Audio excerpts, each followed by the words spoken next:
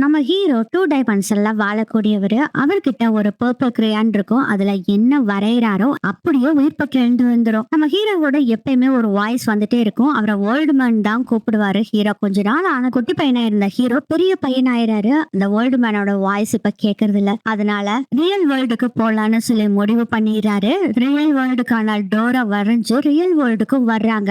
Hero கூட போர்கிபைன் mousse ரெண்டு பேத்தையும் நம்ம உலகத்துக்கு கூட்டிட்டு வர்றாரு. ஆனா அவங்க ரெண்டு பேரும் மனிதர்களா மாறிட்டாங்க. சரி, நம்ம ஓல்டு மேனை கண்டுபிடிச்சு போகிறதுக்கு ஏதாச்சும் ஒரு வெஹிக்கிள் வேணும். அதனால பைசைக்கிளை உருவாக்கலாம்னு சொல்லிட்டு நம்ம ஹீரோ பைசைக்கிளை வரைஞ்சு பைசைக்கிள்ல போயிட்டு இருக்காரு. அப்பதான் ஒரு அசம்பாவிதம் நடக்குது. ஒரு கார் வந்து இந்த பைசைக்கிள் கூட மோதிருது. அதில் தாங்க நான் ஒரு குட்டி பையன் இருக்கான். இந்த கலவரத்துல அந்த குட்டி பையனோட கார் டயர் தெரிச்சுக்கிட்டு ஓடி போயிருது. கார் டயரு காணோம்னா அவங்க அம்மா புலம்பி தள்ளுறாங்க. நம்ம ஹீரோவை திட்டிக்கிட்டு இருக்காங்க. அப்பதான் ஒரு டயரை வரைஞ்சு கையில வேற கொடுத்துறாரு. இத குட்டி பையன் பாத்துறாரு. அதுக்கப்புறம் நம்ம ஹீரோ குட்டி பையன் ரெண்டு பேரும் ரொம்ப ரொம்ப ஃப்ரெண்ட் ஆயிடுறாங்க.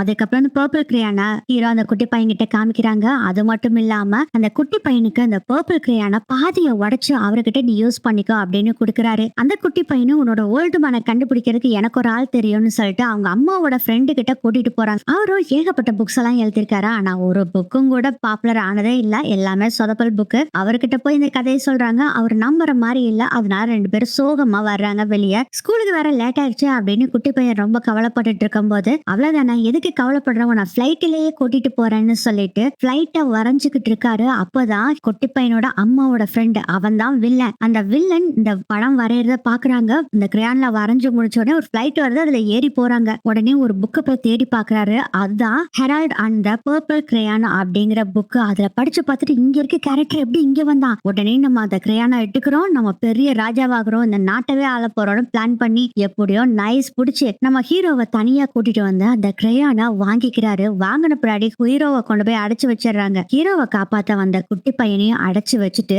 அங்க இருந்து போயிடறாரு. ஆனா நம்ம பாதி உடஞ்சு போன கிரேயான்ஸ் குட்டி பையன் கிட்ட இருக்குல்ல, அதை நம்ம ஹீரோ கிட்ட கொடுத்தோன்னே எப்படியாச்சும் அந்த கிரேயான்ஸ் வாங்கிடணும்னு நம்ம ஹீரோவும் போய் பயங்கரமா சண்டை போடுறாரு அந்த வில்லன் கூட. ஆனா அந்த வில்லன் என்ன பண்றான்னா அந்த கிரேயான்ஸை முழுங்கிடுறான். அதனால அந்த கிரேயான்ஸே அவனுக்கு தேவையில்லை. கையாலேயே எல்லாத்தையும் உருவாக்கி பயங்கரமா சண்டை போடுறான். ஹீரோ ஸ்பைடர் ஃபிளைய உருவாக்கி வில்லனோட வாய்க்குள்ள போக வச்சோன்னே வேகமா ஓடி போறாரு மூஸ். அப்படியே ஒரு உத வைக்கிறாரு வில்லன் மேல. வயிற்றுக்குள்ள இருந்த கிரேயானை எடுத்துட்டு வந்துருது ஸ்பைடர் ஃபிளை. இப்ப வில்லனுக்கு பவர் பூரா போயிருச்சு. ஆனா நம்ம ஹீரோ சும்மான்னு இல்ல, நீ ராஜாவாகத்தானே ஆகணும் அப்படின்னு சொல்லிட்டு ஒரு உலகத்தவே உருவாக்கி குட்டி பையனோட அம்மாவை தான் அந்த வில்லனுக்கு ரொம்ப பிடிக்கும். அதனால அதே மாதிரி உள்ளுக்குள்ள ஒரு பொண்ணையும் வச்சு நீ போய் அந்த நாட்டை ஆண்டுகிட்டு சந்தோஷமா அந்த பொண்ணு கூட வாழன்னு அனுப்பிச்சு விட்டுறாரு ஹீரோ.